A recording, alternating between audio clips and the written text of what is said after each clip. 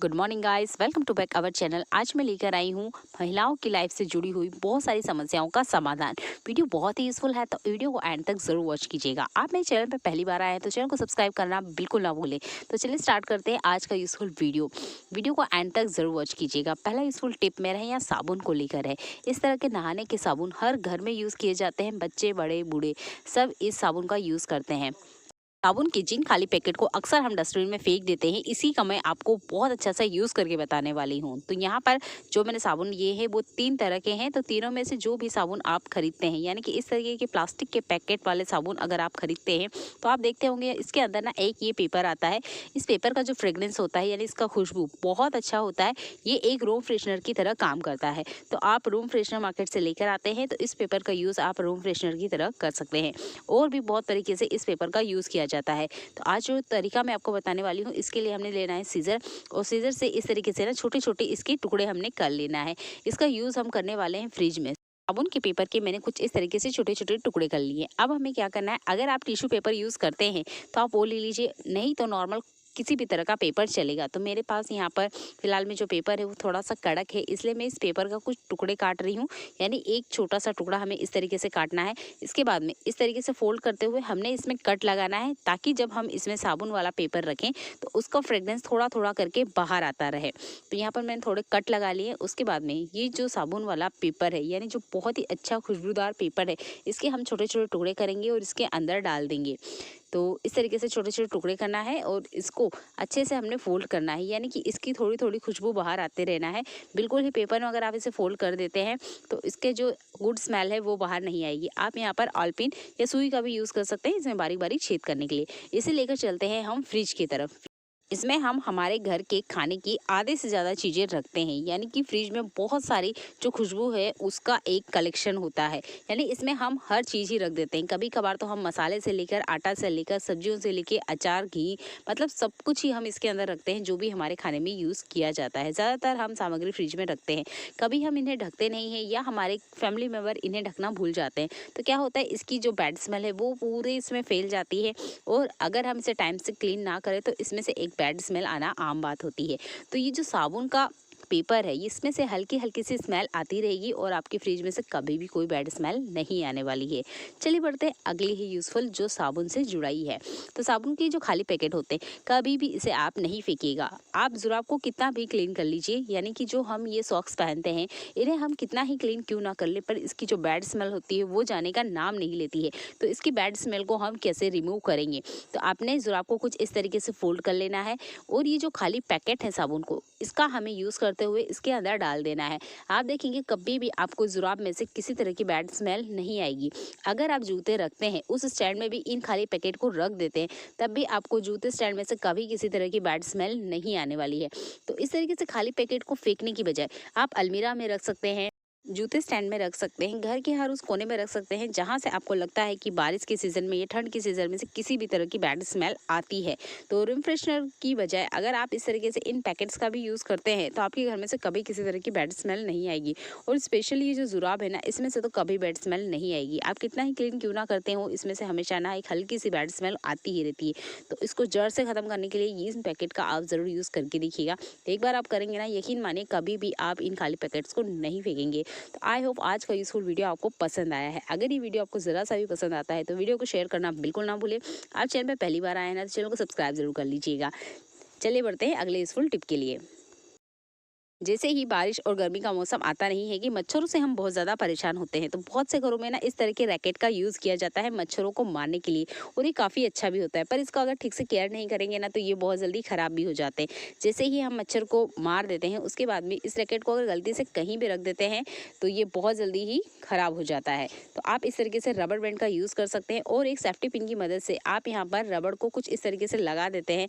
तो कभी भी रैकेट को यूज़ करने के बाद बेड पे या सोफे पे गलती से ना रखें, इस तरीके से आप इसे हैंग कर सकते हैं। हैंग करने के बाद आप देखेंगे आपका ये जो रैकेट है सालों साल चलेगा, ख़राब बिल्कुल नहीं होगा। मेरे घर में ये प्रॉब्लम 2 से 3 बार हो चुकी है, तो मैंने सोचा क्यों ना ये यूज़फुल टिप आपके साथ भी शेयर करें। अगर आपको भी इस तरीके से कभी कोई प्रॉब्लम होती है तो रैकेट को इस तरीके से हैंग करके ज़रूर रखें। ये बहुत ही यूज़फुल टिप है, क्योंकि इस तरह के इलेक्ट्रॉनिक सामान हमारे घर में होते हैं और जब ख़राब हो जाते हैं ना, तो हमारे बहुत सारे पैसे भी बर्बाद होते हैं। तो क्यों ना ऐसे छोटे से ट्रिक को यूज़ किया जाए और अपने पैसों को बचाया जाए। तो आई होप ये वाला ट्रिक भी आपको पसंद आया होगा। अगला यूज़फुल हैक हर गृहिणी के लिए बहुत ज़रूरी है। तो इस तरह का जो झाड़ू होता है ये हर घर में होता है। प्लास्टिक वाला झाड़ू भी यूज़ किया जाता है और इस तरीके की फुल झाड़ू का भी हम लोग यूज़ करते हैं। पर कभी कभार क्या होता है ना, ये झाड़ू कभी आगे की तरफ से ना बहुत ज़्यादा फैल जाता है, यानी कि हमें जितना ज़रूरत नहीं है उससे ज़्यादा ये फैल जाता है, कचरा ठीक से उठाता नहीं है।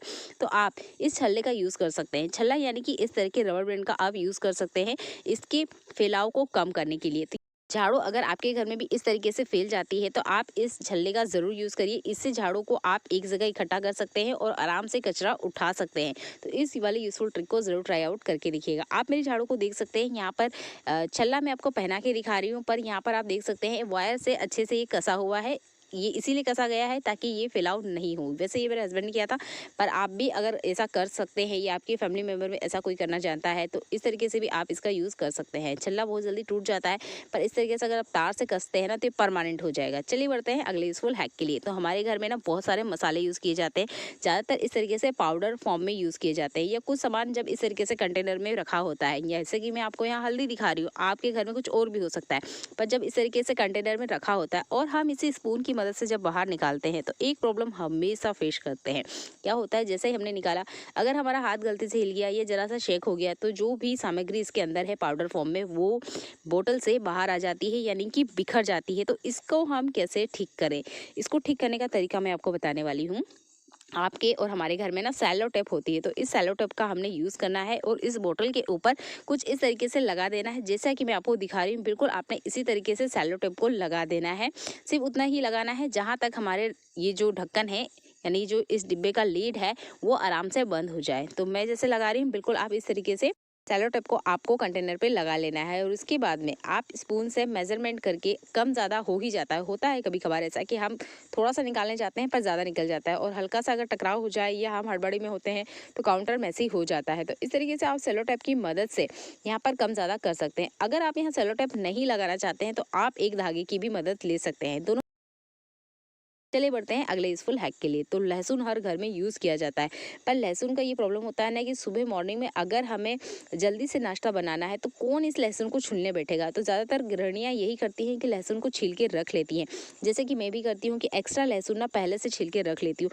पर क्या होता है, अगर हम इसे डायरेक्टली फ्रिज में रख देंगे तो फ्रिज में बैड स्मेल भी आती है और जो इसकी ओरिजिनल खुशबू है, टेस्ट है, वो भी ख़त्म हो जाता है। तो कोशिश कीजिएगा इस तरीके के कंटेनर में ज़रूर रखिए, यानी कि प्लास्टिक का यूज़ करते हो या स्टील का कंटेनर यूज़ करते हो उसमें बंद करके रखना है। अगर आप इसे बंद करके नहीं रखेंगे तो इसका जो बैड ऑर्डर है वो पूरे फ्रिज में फैल जाएगा और एक बहुत ही बैड स्मेल फ्रिज में से आने लग जाएगी। तो आप हमेशा इस लहसुन को अगर फ्रिज में रखते हैं तो हमेशा बंद करके रखिएगा, इससे लहसुन का स्वाद भी नहीं खराब होता है और आपका फ्रिज कभी भी किसी तरह की बैड स्मेल नहीं देगा। तो आई होप ये वाला यूजफुल ट्रिक आपको पसंद आया है तो वीडियो को शेयर करना बिल्कुल ना भूलें। चलिए बढ़ते हैं अगले यूजफुल।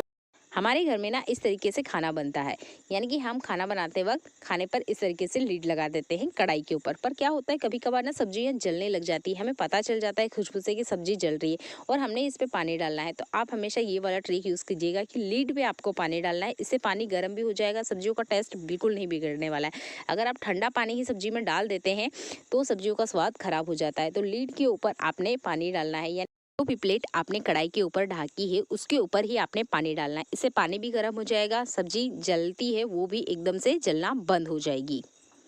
नेक्स्ट यूजफुल टिप आपके बहुत ही काम आने वाला है। जैसे कि फेस्टिवल आ चुके हैं और हमारे घर में ना शक्करपारे बहुत ज़्यादा बनते हैं। इस तरीके से हम इसे बना तो लेते हैं पर इन्हें उठाना बहुत मुश्किल भरा काम होता है, ये आपस में ना चिपक जाते हैं। तो आप नाइफ का इस तरीके से यूज़ कीजिए कि आपने कुछ इस तरीके से इसको नीचे की तरफ से खिसकाना है। आप देखेंगे जितने भी शक्करपारे हैं ना वो आराम से निकल जाएंगे, चिपकेंगे भी नहीं।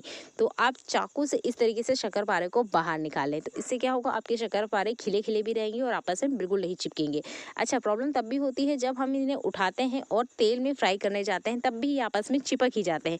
तो आपने क्या करना है, हाथों से इन्हें नहीं उठाना है। हाथों से आप उठाएंगे थोड़ा बहुत भी प्रेशर लगेगा तो आटा सिमट के गोल गोल या बंध जाएगा। तो आप ये जो झारा होता है जिसको हम तेल में डायरेक्ट फ्राई करने के लिए यूज़ कर रहे हैं, इसी झारे पे ही आपको शक्करपारे उठा के इस तरीके से रख देना है। इससे क्या होगा, शक्करपारे भी झारे के अंदर रहेंगे और आपके हाथों को कभी भी तेल का जो निशान आ जाता है या गलती से हाथ जल जाते हैं, वो वाली प्रॉब्लम आपको कभी भी नहीं होने वाले हैं। अगर आप बिगनर हैं तो ये वाला ट्रिप आपको बहुत ही पसंद आने वाला है। तो थोड़ा सा आप तेल को प्रीहीट हो जाने दीजिए और ये जो झारा है डायरेक्टली आप इसमें डिप कर दीजिए। आपके हाथों को कभी भी एक बूंद ऑयल तक नहीं लगेगा। अगर आप बिगनर हैं ना तो इस ट्रिक को ज़रूर ट्राई आउट करके देखिएगा, ये आपको बहुत हेल्प करेगी। तो चलिए मिलते हैं अगली ही ऐसे यूजफुल वीडियो में जो आपके घर और किचन के काम को आसान कराए। तब तक अपना ध्यान रखिएगा। देखने के लिए आपका बहुत सारा धन्यवाद।